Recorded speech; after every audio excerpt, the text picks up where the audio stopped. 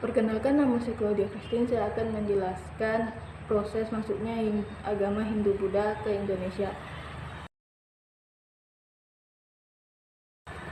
Prosesnya terbagi menjadi 4 teori.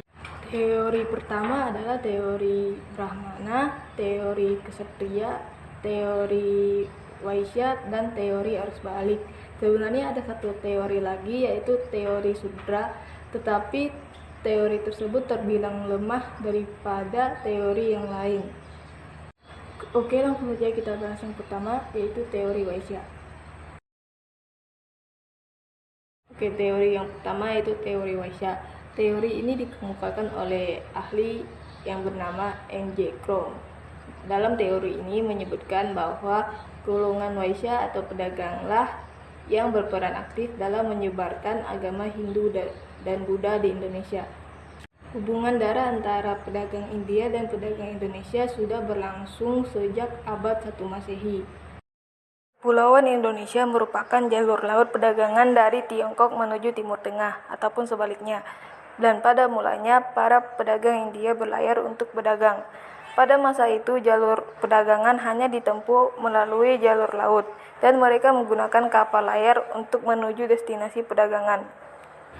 Hal ini menyebabkan mereka bergantung pada musim angin dan kondisi alam. Bila musim angin tidak memungkinkan, maka mereka akan menetap lebih lama dan menunggu musim angin yang baik.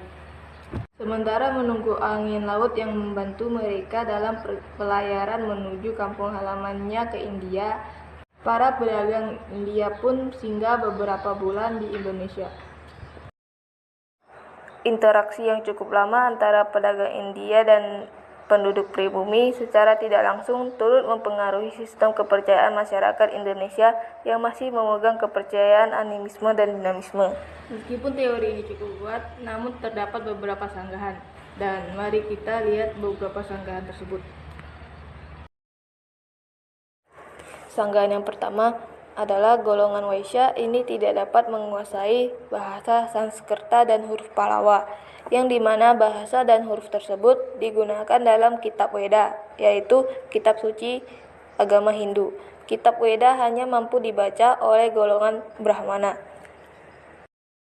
Sanggahan yang kedua, mengenai pusat-pusat kebudayaan berupa kerajaan Hindu, khususnya yang ada di Pulau Jawa, jika disebarkan oleh pedagang, maka seharusnya pusat kebudayaan Hindu dan Buddha ada di pesisir.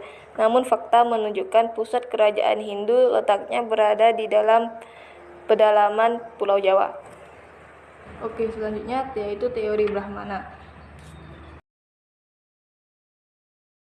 Menurut teori ini, masuknya agama Hindu-Buddha di Indonesia disebarkan oleh golongan Brahmana atau pemuka agama.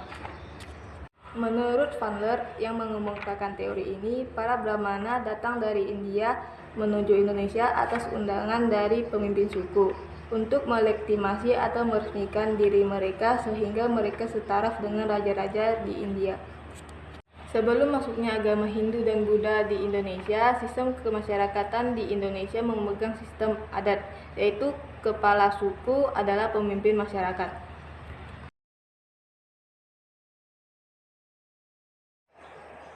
Jika ditelusuri dari kerajaan Hindu pertama di Nusantara, yaitu Kerajaan Kutai, maka agama Hindu disebarkan sekitar abad ke-4 Masehi.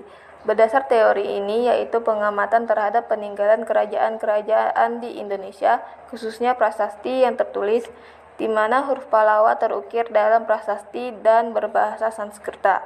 Brahmana adalah satu-satunya golongan yang mampu menguasai bahasa Sanskerta dan huruf Pallawa. Teori ini juga mempunyai sanggahan. Meskipun hanya golongan Brahmana yang dapat membaca kitab Weda, namun terdapat pantangan untuk golongan Brahmana, yaitu pantang untuk menyeberangi lautan, dan untuk mencapai Indonesia harus menyeberangi lautan. Oke, yang ketiga adalah teori Kshatriya. Teori ini, golongan bangsawan atau Kshatriyalah yang menyebarkan agama Hindu dan Buddha di Indonesia. Teori ini yang mengacu pada konflik antara kerajaan di India pada masa lampau.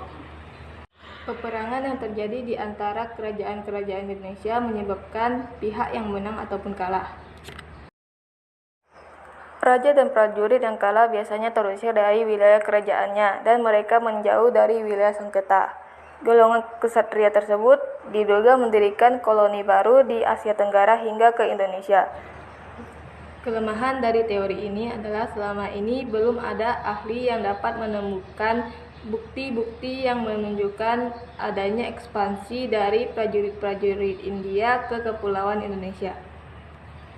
Yang keempat, teori arus balik. Di dalam teori ini menyebutkan bahwa bangsa Indonesia lah yang berperan aktif dalam menyebarluaskan agama Hindu dan Buddha.